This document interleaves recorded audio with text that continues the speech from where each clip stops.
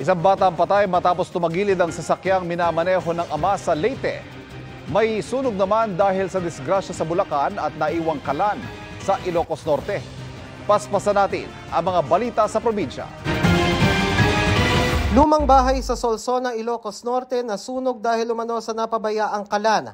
Ayon sa BFP, hindi napatay ang baga sa kalan matapos magluto. Mabilis din daw kumalat ang apoy dahil gawa sa light materials ang bahay. Wala namang naitalang sugatan o namatay sa sunog. Magkaangka sa motorsiklo, patay matapos sumalpok sa kotse sa Balagtas, Bulacan. Sugatan naman ang dalawang sakay ng kotse. Ayon sa pulisya, nag-counterflow ang kotse kaya bumangga sa motorsiklo. Sumalpok pa ang kotse sa isang stall saka tumagilid at nagliyab. Patuloy ang investigasyon. Motorsiklo at truck nagsalpukan sa Liloan, Cebu, rider patay.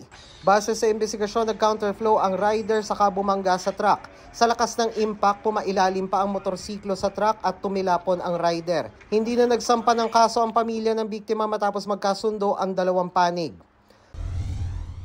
Dalawang estudyante patay matapos bumangga ang sinasakyang motorsiklo sa nakaparadang truck sa Ilog Negros Occidental. Ayon sa pulisya, nagwala ng kontrol ang rider sa motorsiklo dahil sa bilis ng takbo. Doon na sila bumangga sa likurang bahagi ng truck na may kargang tubo.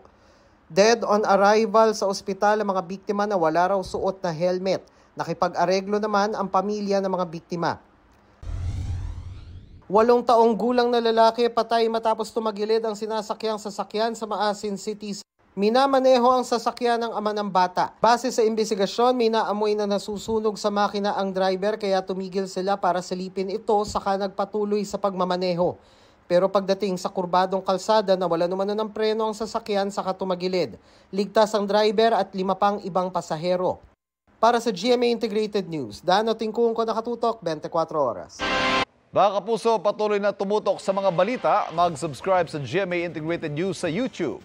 Sa mga kapuso abroad, samahan nyo kami sa GMA Pinoy TV at www.gmanews.tv.